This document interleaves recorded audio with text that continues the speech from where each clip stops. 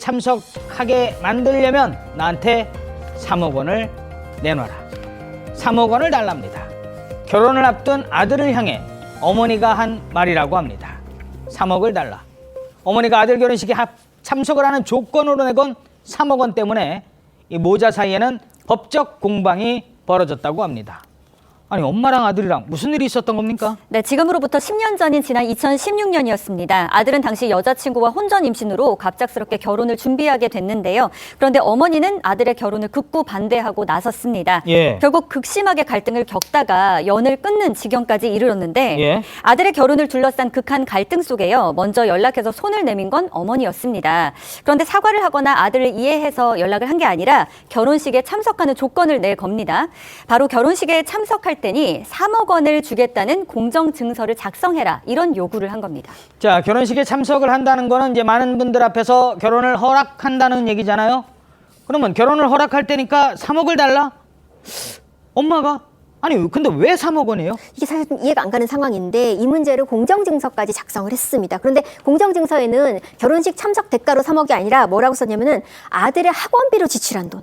이게 지금 2억 9,100만 원인데요. 그동안 키워주는 데 쓴 돈? 맞습니다. 키워준 값으로 뭐 학원비라든지 이거를 갚으라, 이런 내용으로 작성이 된 거예요. 그러면서 구체적으로 지급 방식도 정했는데요. 뭐 일시불도 아니고 이렇습니다. 향후 1년간 매월 400만 원, 그리고 이후에 20년간 매월 100만 원씩 그렇게 갚으라는 내용으로, 참 지금 이해가 안 가는 내용이죠. 어떻게 키워준 값을 어떻게 보면 되돌려 받겠다, 이런 것인데요. 야, 근데 결혼식 앞두고 또 엄마가 저러면 또 어떻게 해요? 맞습니다. 그러니까 아들 입장에서도 일단 엄마가 와야 되니까 이 공정증서에 동의를 해서 서명을 했습니다. 그런데 아들한테 이렇게 3억 원을 요구한 것뿐만 아니라 이 어머니가 예비 며느리한테도 무언가를 요구를 했습니다.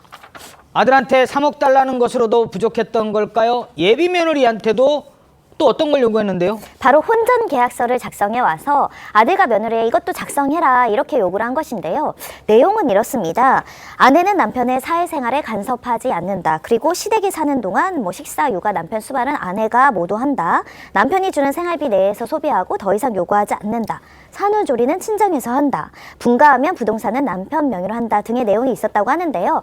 사실은 일방적으로 며느리에 대한 의무만 규정되어 있어서 보통의 경우에는 이런 계약을 쓰지 말라라고 이야기를 하는데, 일단 이 내용에 대해서 공증을 서줬고요. 서명도 해줬고요. 공증까지 썼어요? 그렇습니다. 결혼을 무사히 마치기는 했습니다. 이렇게 많은 우여곡절을 겪고 이제 결혼한 이 부부, 결혼식도 올렸는데 문제는 결혼 9년 만에 아들과 또 어머니 사이에 갈등이 발생을 했고요. 바로 시어머니가 아들을 상대로 강제 집행을 신청을 했습니다. 자, 그러니까 아들 부부가 결혼할 때 그런 일이 있었어요. 그리고 9년 동안은 큰 문제 없었다고 합니다. 그러다가 갑자기 또 법적으로 공방이 펼쳐진 거예요. 아니, 9년 지나서 왜요? 이유가 있습니다. 바로 어머니가 파산 신청이 되면서 아들이 결혼하기 전 작성했던 3억 원에 대해서 요구를 했던 것인데요.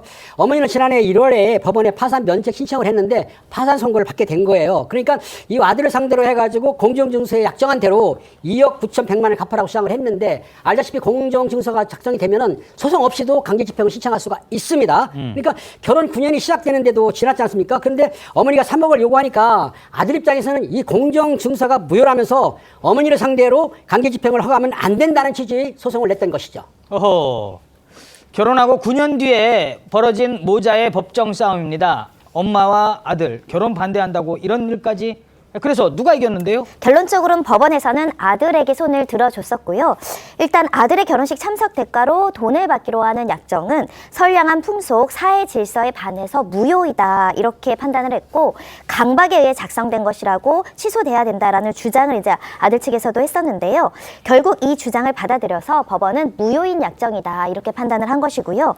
이 법원에서는 학원비 명목으로 한 6천만 원을 어머니가 사용하긴 했었는데, 당시 아들의 나이를 보면 만 15세에서 만 18세 정도